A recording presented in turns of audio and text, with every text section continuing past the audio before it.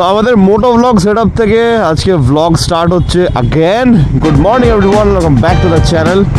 আজকে ডেফিনেটলি সেই দিনটা যখন আমি আজকে আমার বাইকের সার্ভিসিংটা ফাইনালি করাচ্ছি। দুদিনটা একটু হেক্টিক যাচ্ছিলো, ডেফিনেটলি কিছু প্ল্যান থাকে, আই হোপ তোমরা সেটা বুঝবে। এবার ফাইনালি আজকে হচ্ছে, অ্যান্ড আজকে আমি একটা জিনিস লিটারালি মাথায় রেখে মুখস্থ করে যাচ্ছি, যেটা আমাকে করাতেই হবে, যেটা আগের দিন আমি ভুলে গেছিলাম, বাট অতটা ম্যাটার করছিল না, কারণ অতটা কিলোমিটার হয়নি। বাট আজকে যেটা করাবো সেটা হচ্ছে গিয়ে সামনের আমি স্প্রকেটটা ওদেরকে বলিয়ে খোলাতে হবে ওটা। এবার দেখি ওটা কি বলে, বাট আমি তো একটু জোড়াজোড়ি করে ওটাকে খুলিয়ে ক্লিন করাতে চাই। কারণ চেনের কি হয়, ব্যাকের পোর্শনটা পরিষ্কার হয়, বাট সামনের পোর্শনটা না কভার থাকে যেহেতু, তাই জন্য হয় না ওটা পরিষ্কার। তো ওইটা আমি পরিষ্কার করাবো, ওটাটা আমি ভেবে রেখেছি। বাকি এখন দেখা যাক, যেগুলো টুকটাক কাজ থাকবে, চেন টাইট করানো, তারপরে তোমার একবার ইসিউটা চেক করে নেওয়া, সফটওয়্যার আপডেট সব ঠিকঠাক আছে কি না, সব নাটস বোল্ট স্ক্রুজ এগুলো সব ঠিক আছে কি না, আর কি basic service, basic check up, চাপ নেই। মেন হচ্ছে গিয়ে চেন আর সামনের স্প্রকেটটা। সকাল সকাল না হাসি পড়তে লেগেছিলো আমার, ভেরি ডেঞ্জারাস একটা অ্যালার্জি আমার। তো যাই হোক, ইটস আন্ডার কন্ট্রোল করা হয়েছে সকাল সকাল। ভাই এইসব আবার কি, আরে ওয়েদারটা এত চেঞ্জ হচ্ছে না, এত ফ্লাকচুয়েট করছে যে শরীর বলছে ভাই করবোটা কি। এই দেখো, এটা টেকনিক্যালি তো উচিত না, ওটা তোমার ডান দিকটা ধরে তোমার বেরোনো উচিত। রাস্তার মধ্যে এলিমেন্ট অফ সারপ্রাইজ দেওয়ার জন্যে, জয় বজরংবলী, এলিমেন্ট অফ সারপ্রাইজ দেওয়ার জন্যে বহুত তুমি ক্যান্ডিডেট পাবে যে তোমাকে মোটিভেট করবে টু ডু সামথিং র্যাশ এমনি। বাট হ্যাঁ, আমাদেরকে অমনি করলে হবে না, আমাদেরকে সাবধানে থাকতে হবে, নো প্যানিক ব্রেকিং। আর কখনোই ব্রেক করার সময় হালকা হালকা করে ভয়ে ব্রেক করবে না, এইটা। আর সেটা কন্ট্রোলের মধ্যে, সেটা একটা কারণ তোমাদেরকে আমি ডেমনস্ট্রেট করতে চাই, বাট সেটার জন্য আমার কাছে একটা জিনিস নেই, নাহলে আমি করে দেখাতাম। মানে ধরে নাও তুমি কোনো একটা টায়ার তুমি যদি হাতের কাছে কোনো টায়ার থাকে, জাস্ট ইম্যাজিন করো, আমি বলছি তোমাদেরকে, একটা টায়ারকে তুমি দুটো হাত দিয়ে 45 ডিগ্রি অ্যাঙ্গেলে মাটির মধ্যে রেখে জোরে প্রেশার দিয়ে দাঁড়াও, আর একটা হালকা পুশ দাও, দেখবে যখন তুমি জোরে প্রেশার দিচ্ছ সেই টায়ারটা স্লিপ করবে না, ঠিক আছে। বাট তুমি দেখবে যখন তুমি হালকা একটা প্রেশার দিচ্ছ, আলতো করে ধরে আছো, তখন ওটা স্কিড খেয়ে যাবে। তো স্পেসিফিক্যালি কর্নারিংয়ের টাইমে গাড়ি যখন ঘুরছে বা কিছু, তখন যদি তোমার মনে হচ্ছে যে ভাই ভয় লাগছে, স্পিড কমাতে হবে, তখন হ্যাঁ ব্রেক করো।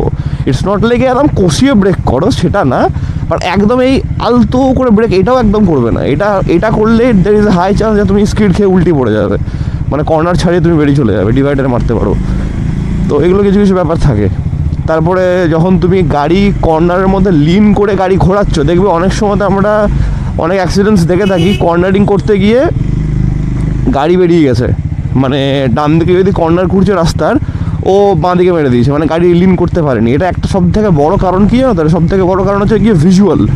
মানে আমি যখন গাড়ি লিন করব, আমাকে সবসময় একটা জিনিস মাথায় রাখতে হবে যে রাস্তাটা যেদিকে ঘুরছে ওই কোণাটা আমাকে চোখে রাখতে হবে।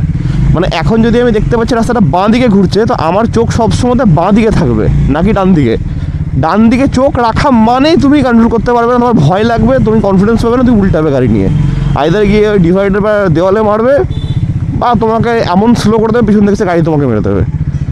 তো এই জিনিসগুলো একটু মাথায় রাখতে হবে।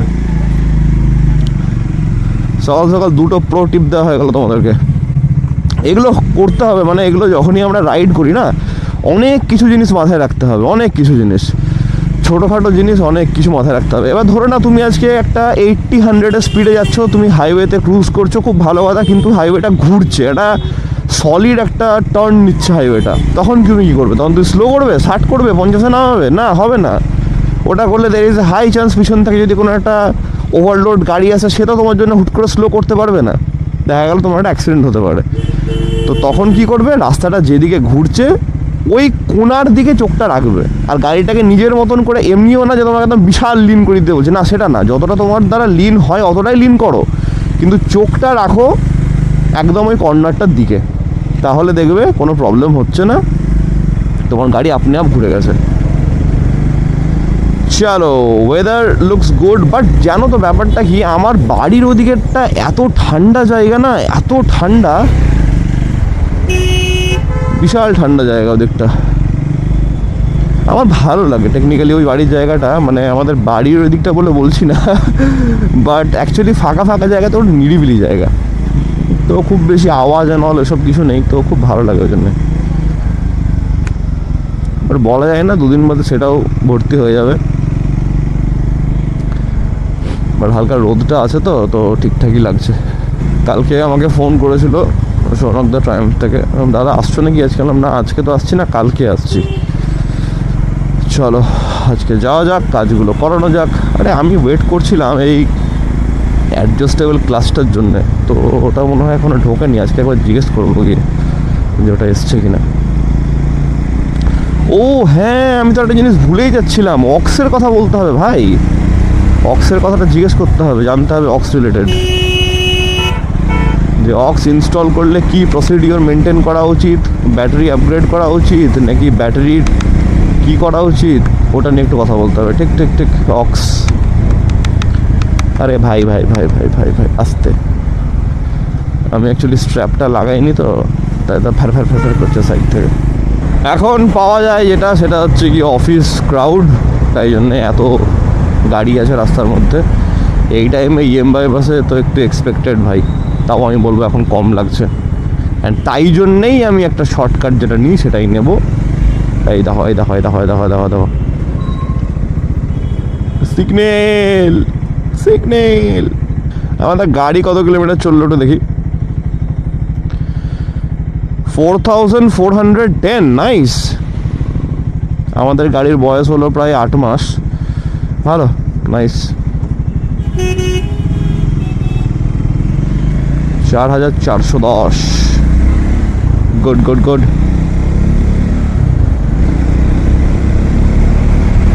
চেন ক্লিনার লিউবটা আমার কাছে আছে, তো ওটা লাগবে না। আর একটা জিনিস যেটা ভাবছিলাম ওটা কিনে নেবো, যেটা আগের দিন ছিল না, দেখি তোমাদের মনে আছে কি না। একটা জিনিস যেটা বড় ছিল বাট আমার ছোট লাগতো, নাহলে ক্যারি করতে প্রবলেম হতো। চলো দেখতে দেখতে চলে এলাম আমরা আমাদের লোকেশনের কাছাকাছি, কাছাকাছি আর কি চলে এসেছি। বা এই রাস্তাটা ভালো করেছে, নাইস। এই ডাস্ট ফেলেছে এই অনেক, নাহলে পুরো রাস্তাটা অফরোড ছিল একটা। এই রাস্তাতে আমি যা লোককে বাজে বাজে উল্টাটা দেখেছি না, মানে এই টাইপের রাস্তাতে যেহেতু ডাস্ট পুরোটা, ঠিক আছে, এমনি টার্নিংয়ে জোরে এসছে, কন্ট্রোল করতে পারিনি, সামনের ব্রেক ব্যাস পুরো তারপরে না ট্র্যাজেক্টরি হয়ে গেছে, স্যাট করে ব্রেক মেরেছে, ফ্যাট করে উল্টে গেছে। ওকে ওকে, হ্যাঁ ডান দিকটাই নিই নি, যাওয়া যাবে, হ্যাঁ যাওয়া যাবে যাওয়া যাবে যাওয়া যাবে যাওয়া যাবে যাওয়া যাবে যাওয়া যাবে। চলো চলো চলো চলো চলো,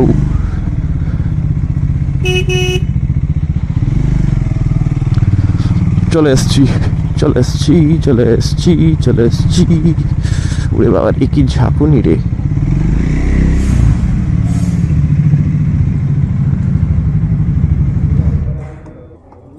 গুড মর্নিং দাদা। এই তো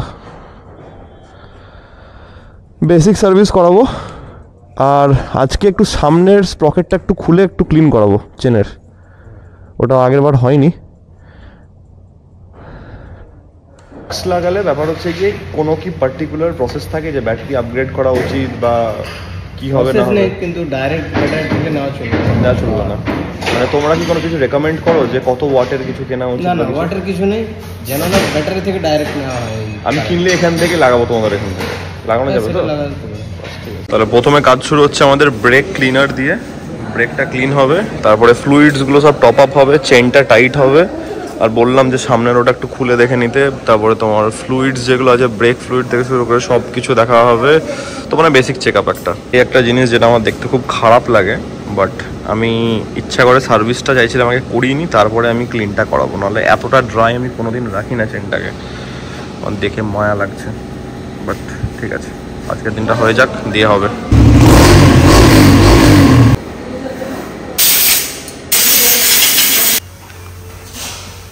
कूलेंट है वो ऊपर वाला भी थोड़ा देख लीजिएगा, ऊपर वाला आई थिंक थोड़ा लगेगा।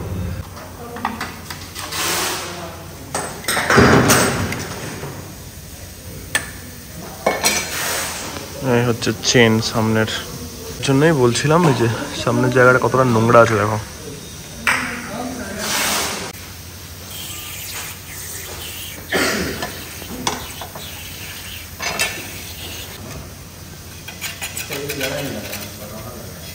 খতরনাক বিফোর অ্যান্ড আফটার হয়ে গেল এটা, কি ছিল আর কি হলো।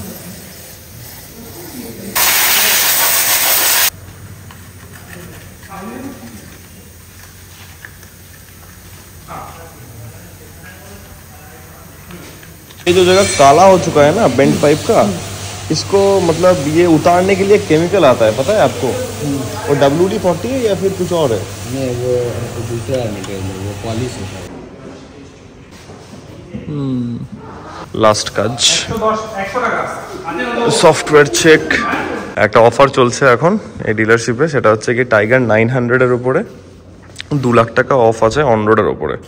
তো যদি কেউ ইন্টারেস্টেড থাকো তাহলে ডেফিনেটলি কন্ট্যাক্ট করতে পারো, আমাদের এখানকার সার্ভিসিংয়ের সেন্টারেও কন্ট্যাক্ট করতে পারো বা স্পিড ট্রায়াম্ফেও কন্ট্যাক্ট করতে পারো, বললো যে আমাদের ডিলারশিপে চলছে। তো এই হচ্ছে গাড়ি টাইগার 900 অন রোড 2 লাখ টাকা of. I think on road price আছে 16 লাখ সামথিং, 16.5 লাখ মতন, মানে এটা 14তে চলে আসবে। মানে একটা 1200 দাঁড়িয়ে আছে, টাইগার 1200, পুরো লোডেড গাড়ি একদম, অক্স ফক্স লাগানো এভরিথিং, সলিড লাগছে। বাট গাড়ির সাইজ অনুযায়ী আমার চাকাটা খুব বাচ্চা বাচ্চা লাগছে, মানে টাকাটা যদি একটু মোটা হতো হয়তো দেখতে ভালো লাগতো।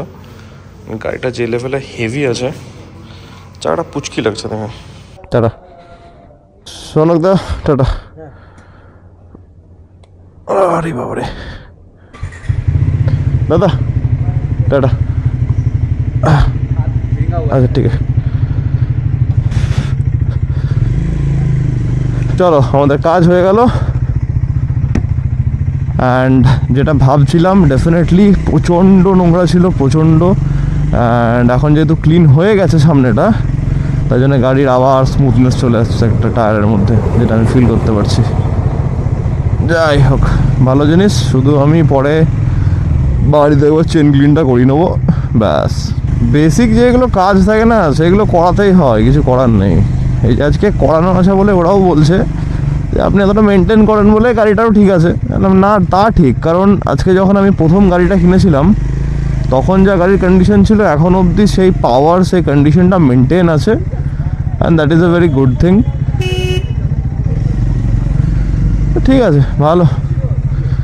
উইথ টাইম গাড়ি তো মেনটেন রাখতেই হবে, নাহলে তো আর সেই ফিলটা তুমি পাবে না।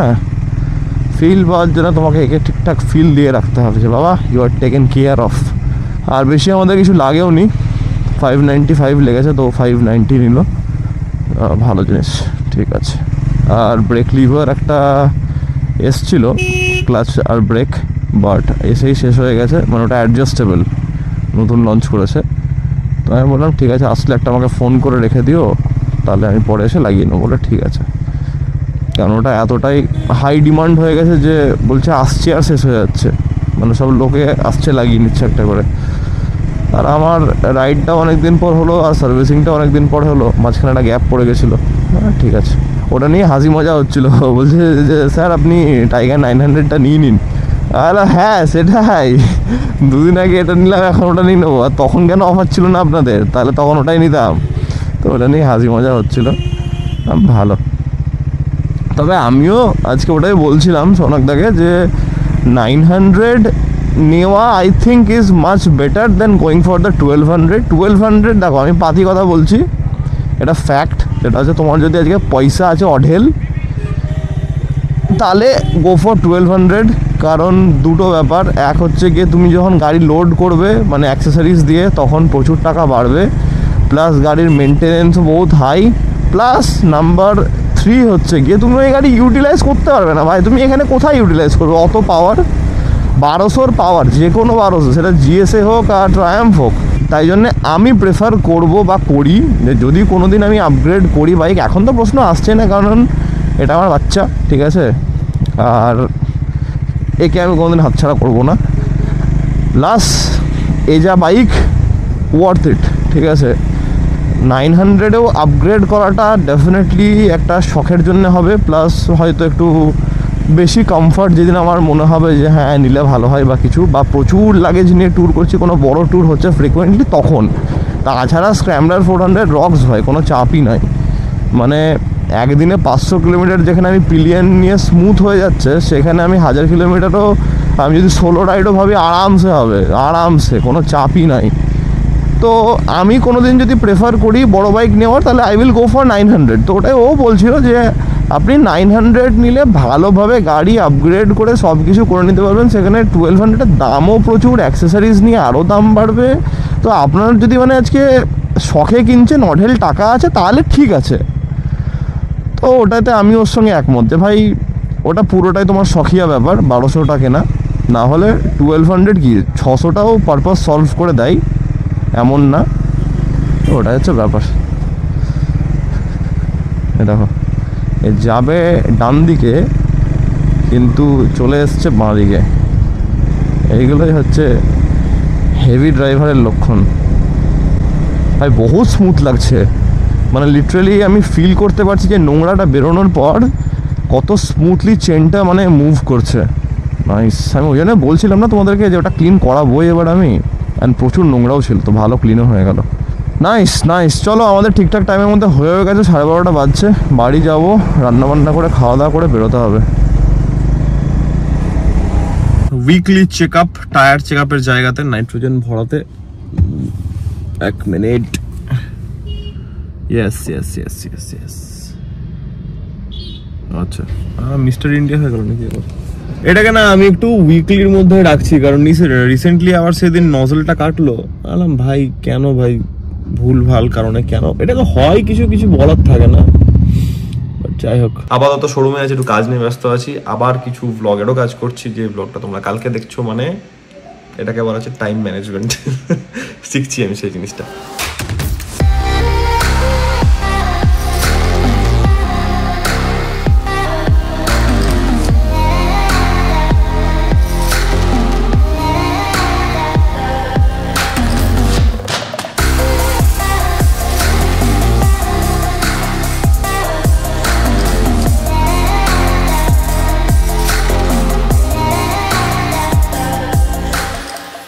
সিটি মলের ফার্স্ট টাইম, আমি এত বছর কলকাতায় আছি, এত দিন সাউথ সিটি আসছি, সাউথ সিটি মলের রুফটপ পার্কিং এ প্রথমবার গাড়ি ঢোকালাম। নিচে জিজ্ঞেস করলাম, তো বলছে না খোলা আছে।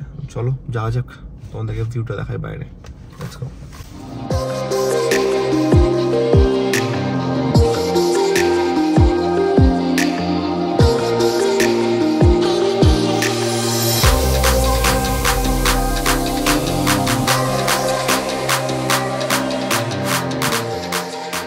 প্ল্যান হলো চলে এলাম সাউথ সিটি, অ্যান্ড আমার গো টু আইটেম একটা অর্ডার দেওয়া হয়েছে, সেটা হচ্ছে KFC খাচ্ছি, আলটিমেট সেভিং বাকেট। এখন আমি ওয়েটিং লিস্টের মধ্যে বসে আছি, আসছে আসুক, আসার পর একটু খাওয়া দাওয়া দেখাচ্ছি তোমাদেরকে। অনেকদিন পর KFC খাচ্ছি। চলে এসছে ultimate savings bucket. Yes, let's go. হলো পেট তো পুরো একদম লোড হয়ে গেছে মনে হচ্ছে, যা তা অবস্থা। বাইরে এলাম, হালকা ঠান্ডা লাগছে ভালো রকমই, কারণ এটা একদম সাউথ সিটির টপ ফ্লোর, ঠিক আছে। আর এতদিন থাকছি আমি এখানে, সিরিয়াসলি এটা আমার ফার্স্ট টাইম আসা। বাস একটা ডিফারেন্টওয়ালা ব্যাপার লাগছে দেখে। একদম ফুড কোর্ট দিয়ে ঢুকলাম, নাইস। চলে এসছে এখানে গাড়ি, চলো বেরোবো। ছোট্ট একটা ফটো সেশন করলাম ঠান্ডার মধ্যে সাউথ সিটির রুফটপে। এবার বেরোনো হচ্ছে। বাড়ি গিয়ে অনেক কাজ আছে, 11:05 বাজছে এখানেই। কারণ বাড়ি গিয়ে আমার ব্লগ এডিট করতে হবে, ভাই অবস্থা খারাপ। বাড়ি ঢুকতে একটু লেটই হলো আমার আজকে, বাট ঠিক আছে, অসুবিধা নেই। অনেকদিন পর একটু মনে হলো একটু খাওয়া দাওয়া করা যায়, আর খাওয়া দাওয়া করে নিলাম আজকে দিনটা গিয়ে সাউথ সিটিতে। এবার ব্যাপার হচ্ছে গিয়ে, আজকে তোমাদেরকে একটা আপডেট আমার দেওয়া হয়নি। সার্ভিসিংটা করানোর পর আমি কথা বলে নিয়েছি, অক্সের ব্যাপারটাকেও ফাইনালাইজ করে নিয়েছি। লাগালে আমি ওখান থেকেই লাগাবো, ওরা লাগিয়ে দেবে। অ্যান্ড দেখা যাক, তাড়াতাড়ি করে এবার পারচেজিংটা করতে হবে একটু বেশি। আমাকে রিসার্চটা একটু ডিপ করতে হবে যে কোনটা নেওয়া উচিত, কোনটা নেওয়া উচিত না। And finally I think it's time for ox. যাই হোক, ঠিক আছে, আজকের ব্লগটাকে আমি এত অবধি রাখছি। আশা করছি আজকের এই ব্লগটা তোমাদের ভালো লেগেছে। আর তোমরা জানো, যদি ব্লগটা ভালো লেগে থাকে then as usual do like, share, subscribe. খুব জলদি দেখা যাচ্ছে কালকে একটা নতুন ব্লগের সঙ্গে। টিল দেন তোমরা জানো, take care, be safe, bye bye, good night.